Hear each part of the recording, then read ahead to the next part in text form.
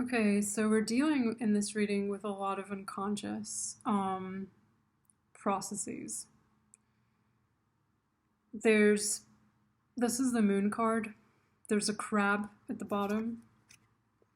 And the sign of Cancer, which is symbolized by the crab, is all about the past and memories of the past and home and the mother. The moon is to do with the mother. And the Six of Cups has to do with the past. It's kind of a nostalgia for the past. So there's some kind of emotional connection or attachment that you have to a person, experience, situation of your past, even your own identity, how you view yourself. To extract yourself from that, you need to ground into this Strength card. So let me explain this. We're in a situation here where there's a lot of confusion. There's a lack of clarity. There's a lack of ability to really make a decision or take decisive action or formulate your thoughts in a way that makes complete coherent sense when there's a lot of unconscious going on. And how are we going to understand this unconscious? Well, I've been looking recently at this card differently. I've been seeing the dog and the wolf, and I've been seeing them kind of mistrusting each other, having a hard time connecting or getting close to one another. They're not seeing the similarities, they're seeing the differences. The thing is that when dealing with the unconscious, you can't really tackle it head on. It's difficult to deal with the unconscious in an aggressive way. You have to be delicate about how you do it. You have to be intelligent about how you manage the unconscious. And the reason for that is when we are dealing with other people who are unconscious, it can often trigger our own unconscious responses. Because we connect with others as mirrors. Right? The whole idea of us being these independent entities who act on our own accord is an illusion. We are social beings. We require one another to understand ourselves, to be independent. How do you become independent if you don't have a community that's supporting you? Right? So there's no such thing as independence. It's a myth.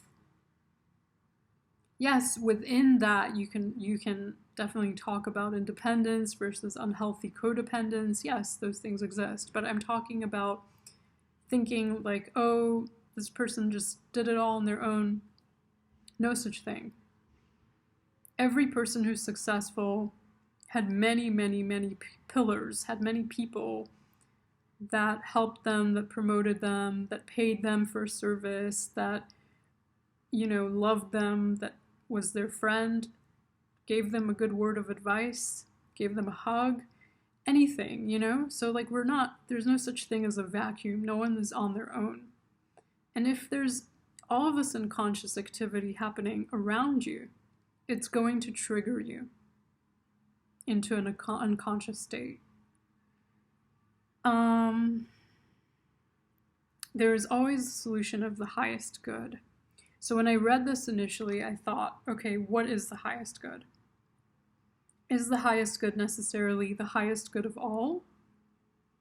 Yes. But is everyone consciously aware of it as being the highest good? No. And the reason for that is because a lot of people are still in this unconscious reactive state, right?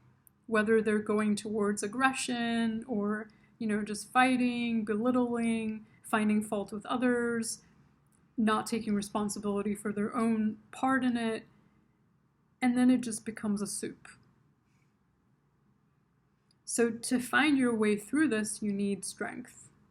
You need to ground into strength. And I had a client once who I encouraged when we got the Strength card. I was like encouraging my client to embody this relationship between mother-daughter, right? Like to take care of themselves, the way a mother would take care of their own daughter. To feed themselves, to bathe themselves, to encourage themselves, to support themselves, especially in a time that's difficult. And this looks like a time that's not really easy. I mean, it's not like showing me something intensely painful, but I'm just kind of seeing a lot of unconscious happening. And we have here the Ace of Cups underneath, which I'm choosing to see as self-love, self-care. Standing upright, strong and without question, no doubt in my being, I just am, wondrous and divine, no boundaries, flowing with all that is, I am. And this is growth number 33, which is a 6. 6 is all about, balance and connection and community, which is interesting. So I was talking about community before. So this is really dealing with community. This might feel internal. You might feel triggered and go into an internal state where you're sad, where you're crying, where you're confused, where you're thinking about the past, where you're not sure how to make up your mind about something. But it's the collective, right? The collective unconscious. So I'm gonna do this because I did this reading twice before and I kept messing it up. So I'm just gonna pull out a random page. This book is called The Vulnerables by Sigrid Nunez. Another sign. I am waiting for my cappuccino to go when I thoughtlessly rest a hand on the counter and the barista scolds me like a child. Oh my god, this makes sense. It says, "Do not touch," he says, slapping a sheet of paper taped to the countertop. His voice is loud enough to be heard by a fellow worker and by those waiting in line behind me. I know the barista. I've known him for years. It's always been a pleasure to see him, this friendly, good-looking, curly-bearded man of an age and with an accent I can't quite place. In fact, in these days of severely restricted social contact, so this was written, I think, during the pandemic, I've been especially grateful for my brief interactions with him, and never before has he been less than nice to me. Of course I remove my hand from the counter at once, of course I apologize, but he won't look at me. He keeps frowning, and when I take my cup and thank him, he doesn't respond. Outside, I am appalled to find myself close to tears. I no longer want the coffee, which I dump in the nearest trash can. So doesn't this sound like what I was just saying?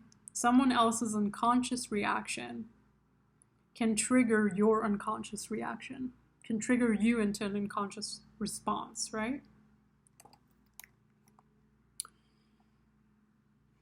I just want to go home. He has scolded me like a child, and I have become a child. Exactly. He didn't have to yell at me. Now I'll never go back. I go back, though only after a long time, when from his behavior, as friendly as ever, it would seem no such trouble between us had ever occurred. Okay. So the message here is loud and clear. It's about the unconscious. It's about the relationship of, archetypes of mother and archetype of child. Or archetype of parent. It could be father, mother, archetype of child. And how we continue those systems within our own lives, even if the parent is no longer involved in our lives for whatever reason.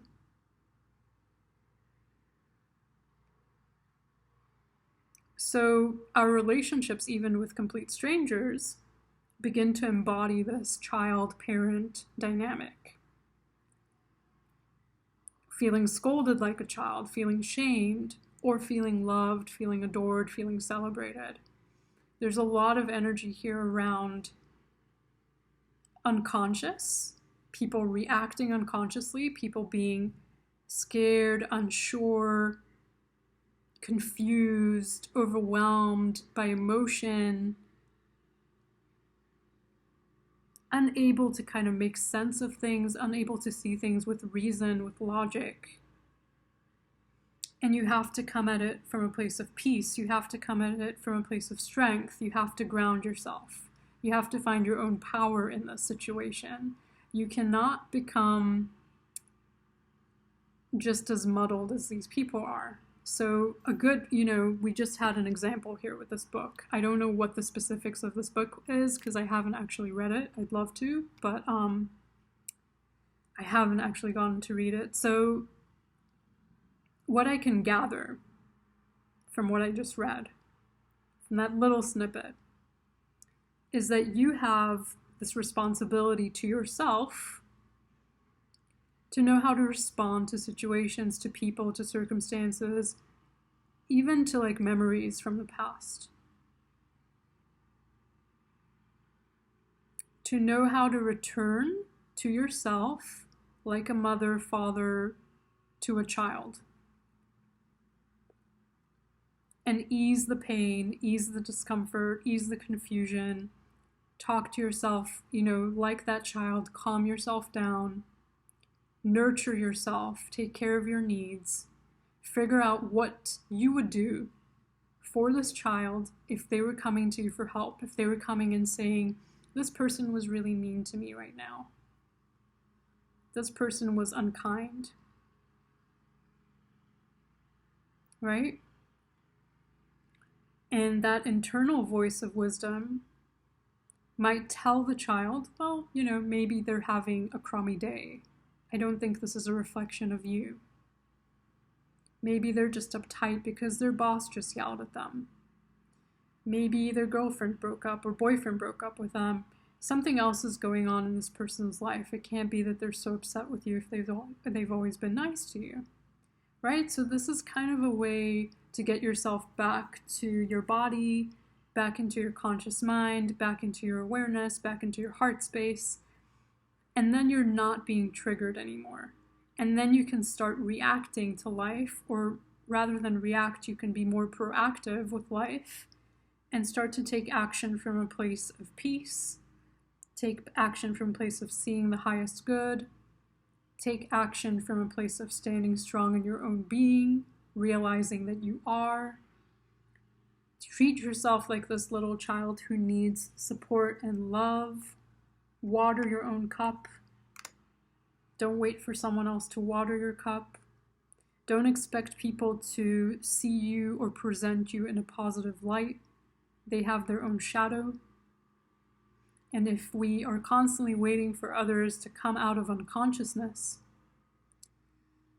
we will be waiting for the rest of our lives. We will basically continue these repetitive cycles of unconscious relationships, unconscious desires, unconscious life choices, never knowing what the real reason was. Why did I choose that school? Why did I move to that country? Why did I fall in love? Why did I get into that relationship?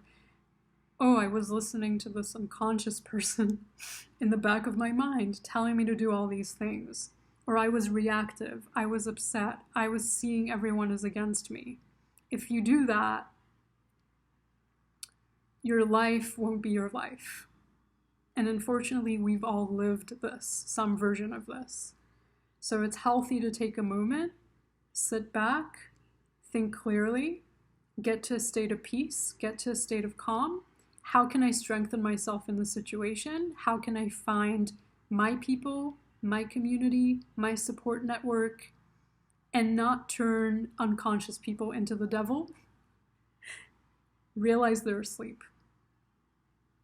They're sleepwalking through life. They're afraid, they're tangled up in emotions, they're in survival mode, they're seeing everyone as against them, right? Yes, the tipping point is so close that if you spend enough time with unconscious people, you become unconscious. Stop the story. Listen to the story. Listen to yourself. Listen to your own mind. Connect with your body. Connect with your heart. Find your power in a powerless situation and move forward. Thanks for watching.